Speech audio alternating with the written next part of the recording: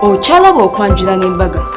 Ebintu bingi ebyenjawulo ebyongera okulaga nti embaga ya class, nti embaga ya bay, nti embaga abantu bano bagyetegekera mu kaseera kano mu ssaawa yaffe n'eyokubiri, kale si yakubiri tuliddeko kwesooka naye guno mukolo genda tutwalira ddala mpaka mu ssaawa eyokubiri tugenda kubeera nga tutuusaako embaga y'omwami n'omukyala Bassekiranda bakikoze beetegese bakoze embaga ennungi ate nga baagalana. Omwami ye Fred Ssekiranda ate omukyala ye Nandawula Kathy.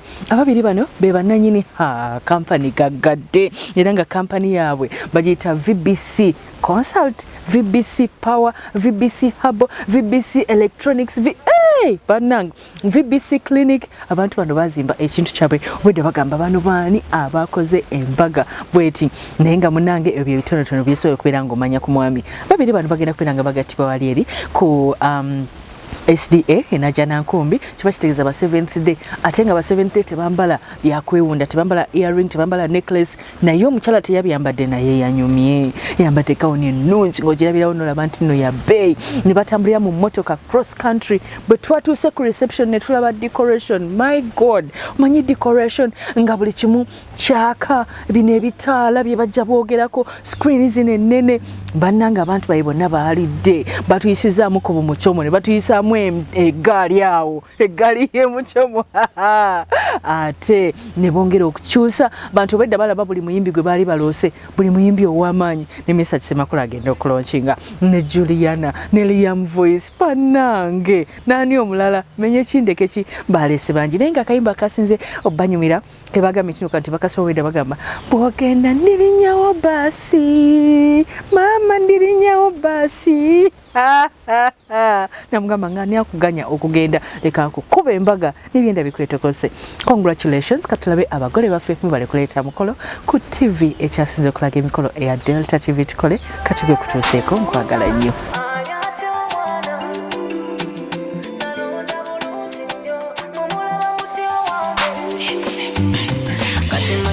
International away Uganda ogumye mu buwangwa n'ennono titoli nswaza zenna kwetimba timba mbulako sewamalaye ono yenna wangula loto basibula watekayo omusingo walaga toli mu birimbo onsomusa olutindo paka wano wetutuse mu maso.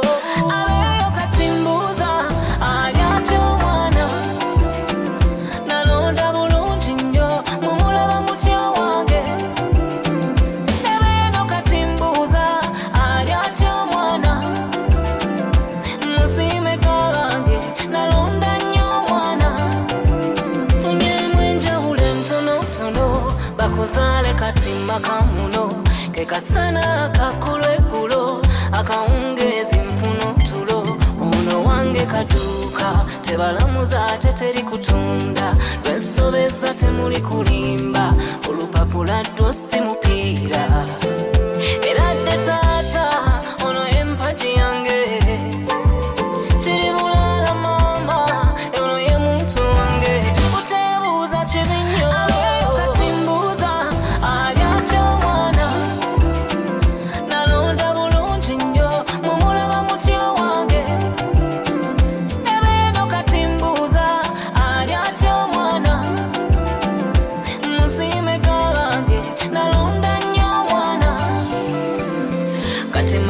International away Uganda ogumye mu buwangwa n'ennono titoli nswaza zenna kwetimba timba mbulako sewamalaye ono yenna wangula loto basibula watekayo omusingo walaga toli mu birimbo onsomusa olutindo.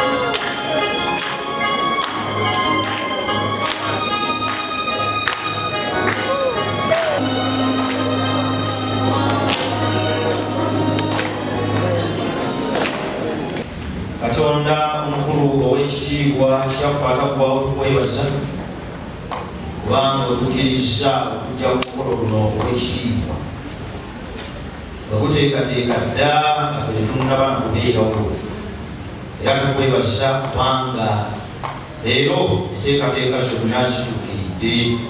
Tusaba obudde obulungi n'ekiseera ekirungi wa Yesu Kristo Mukama waffe tusabire. Nyabo abayimiridde mu maaso gaffe olw'eggulo lwa leero abagenda okufuuka ensonga Mwami Ssekiranda Fred awamu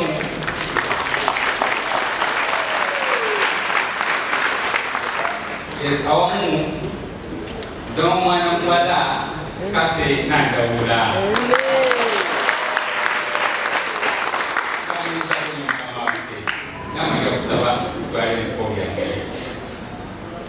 Nsanyuse kubala bakobwa sseboolera nnyo mu linnya lya Mukama waffe Yesu Kristo.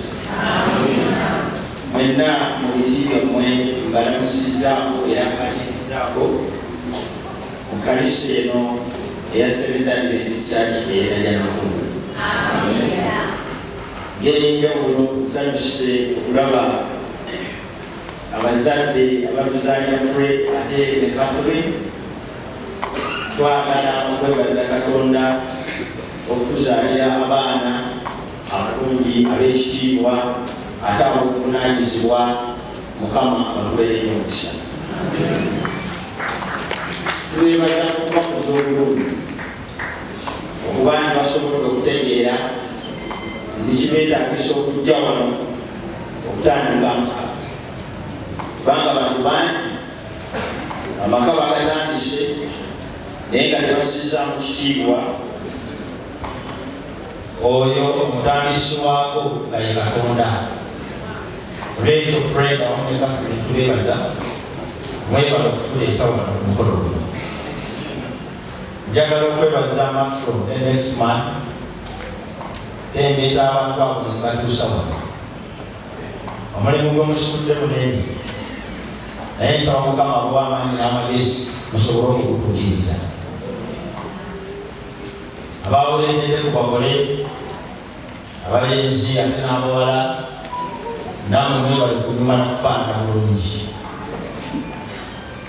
Lwembaamu omwana n'abakufuna bufumbo n'amaka tumusabira afune amaka n'obufumbo kubanga manyi nti nammwe muli mu kkubo mujja era nsaba namwe Mukama abawa abantu abatuufu be munaagenda nabo mu bwakabaka bwa Katonda. Tubeebaza n'okweteekamu ssente kubanga ennaku zino oba tosobola kweteekamu ssente ebintu nga bino tojja kubirabako ojja kusigala kunyumyako binyumye. Olwekyo tubeebaza olwa sacrifices zemukoze okweyambaza okuviira ddala ku ngatto okutuuka ku nviiri obakubeekulungalo. Ate twala omukisa kuno okwebaza mwenna abalina kyemukoze okulaba nti abantu bano bombi batuukawo. Basenga, bajjajja, bamaama, ab'emikwano abakozesa nonna musajja ekitundu kinene ate awamu n'ab'ekkanisa mwenna okulaba nti abantu bano bombi bajja mu maaso ga Katonda okutandika amaka awamu n'obufumbo. Njagala okwebaza Kyatikwaya olw'oluyimba olw'amaanyi bwe lutyo. Mukama w'omukisa mwebala okutendereza obulungi bwe lutyo. Olunaku olwaleero ekiresa abantu bano mu maaso gaffe kugattibwa mu bufumbo obukulu. Ebigambo ebisinga obungi ebyabwe zizenga bibategeeza mu kuyiga bwe kumazeewo kumbi omwezi gumu n'ekitundu. Olwekyo balisiina bingi byakubagamba ate ekyewunyisa tebabiwulira nnyo.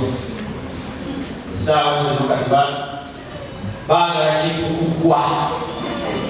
Katonda akuwadde omukazi okumufuula kyewetaaga afaanane. Omutawaana bwe guva buli Katonda lwakuba omubeezi omufuule kyoyagala ekyo tokikola wabula kyokola aleka okutandika okunonya ebyeyagala mu balala ate nabo nga tebabirina.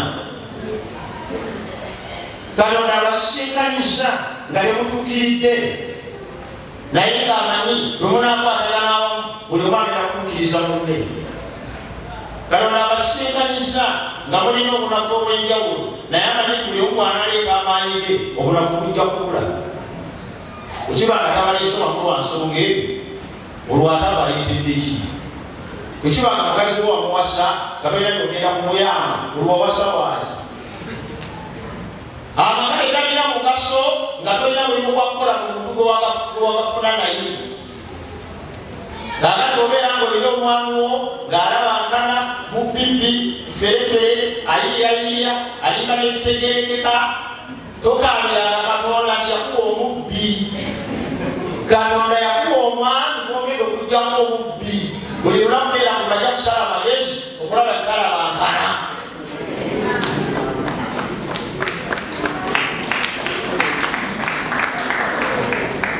Ate namwe abasajja abaliwa abagamba nti Katonda yamba kikiki waliko ekizibu. Katonda yakuwa omukazi oyo ng'alina emitawaanaye nga yakuwa omukazi akyamuka n'akyamukira ku buzajjo bwa TV n'akyamukira ku byawuliriza ku rediyo abeera mabaluwa. Saba mukazi oyo yagambira amabaluwa gale nnyo.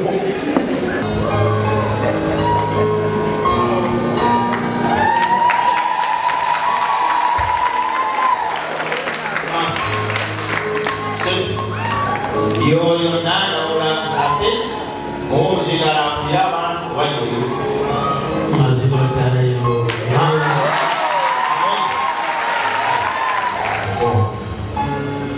Webaza nnyo obutuukiriza kyewasuubiza era nkwebaza nnyo olw'okwagala era nga nsaba otwagalira ddala naffe tujja kwagalira ddala. Okyalaba okwanjula n'embaga.